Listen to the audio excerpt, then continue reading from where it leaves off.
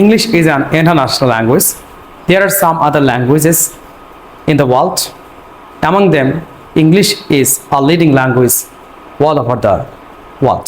So we can see that it is very much important medium of communication in the many people in the world speak English as first language, and many of them use it as a second language. Most of the people in the world communicate in English.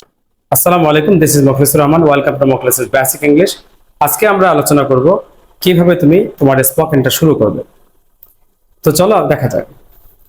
তো প্রথমেই spoken করার জন্য প্রথম যে বিষয়টা দরকার সেটি হচ্ছে mindset. Set up your mind first. তুমি যখন মনে করবে যে না আমি আজকে থেকে স্পোকেন শুরু করব, তুমি তখন থেকে বলা শুরু করো। এখন কথা হচ্ছে যে তুমি কিভাবে বলবে। তুমি তো কোনো কিছু জানোই না, হয়তোবা এমন হতে পারে যে তুমি যা বলো সেটা তোমার কাছে ভুল মনে হোক, ভুল, তাতে কোনো সমস্যা নাই। তুমি যতটুকু জানো ততটুকু বলার চেষ্টা করো।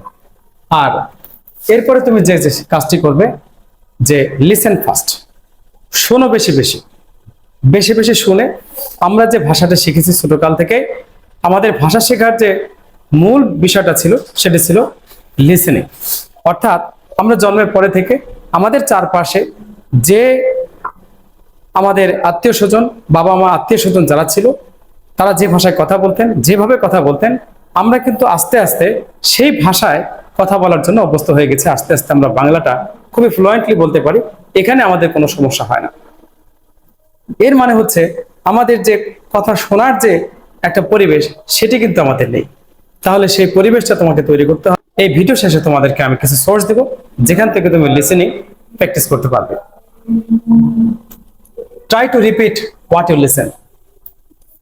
Try to repeat what you listen. এবার তুমি যা শুনলে অল্প অল্প করে শোনো, কিন্তু সেটা রিপিট করার চেষ্টা করো। ধরো ইংরেজিটা হচ্ছে যারা নেটিভ স্পিকার, যাদের মাতৃভাষা হচ্ছে ইংলিশ, ওদের ভাষা থেকে, ওদের কাছ থেকে তুমি যদি শোনো এবং বলার চেষ্টা করো, রিপিট করো, হ্যাঁ এটা এভাবে বলেছে, ওয়াটার বলে নাই সেটা ওয়াটার বলেছে, সেটা ফাদার বলে নাই ফাদা বলেছে, ফিউচার বলে নাই ফিউচার বলেছে।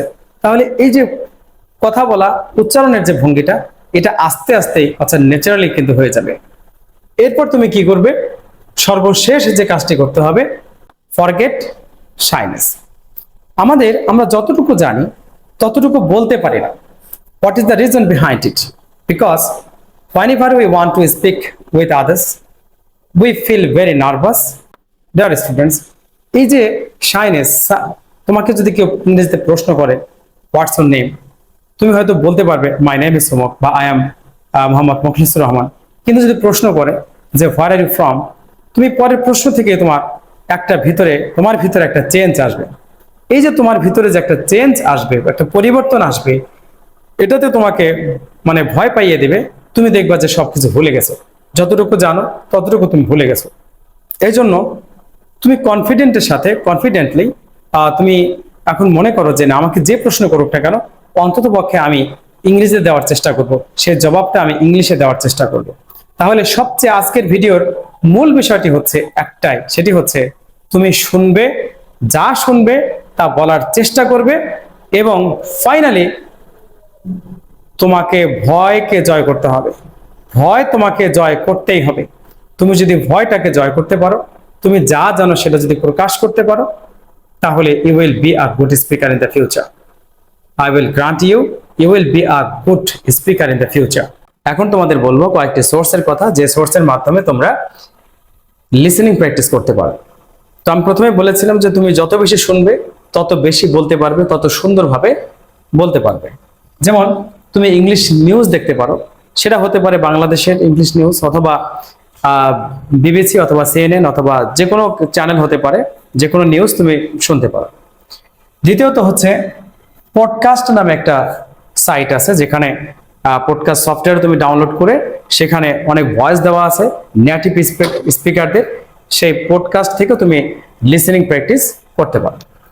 দ্বিতীয় হচ্ছে ইংলিশ কনভারসেশন দেখতে পারো, যে কোনো তুমি যদি গুগলে অথবা ইউটিউবে সার্চ দাও ইংলিশ কনভারসেশন, তাহলে অনেক কনভারসেশন আছে, দুইজনের মধ্যে অনেক ডায়লগ আছে, এবং দুজনের মধ্যে অনেক কথাবার্তা আছে, সেগুলো তুমি শুনতে পারো। এরপর সবচেয়ে ইম্পর্ট্যান্ট হচ্ছে ইংলিশ মুভি। তবে একটা মুভি তুমি যদি বারবার দেখো সবচেয়ে ভালো হয়। ফার্স্ট টাইম তুমি হয়তো বুঝবে না, কিন্তু আবার যখন সেকেন্ড টাইম দেখবে তখন দেখবে যে ইংলিশ মুভির কথাগুলো, মুভমেন্টগুলো তুমি বুঝতে পারছো। এরপর হচ্ছে ইংলিশ কার্টুন। ইংলিশ মুভি এবং ইংলিশ কার্টুনের ফ্যাক্টগুলো মোটামুটি একই।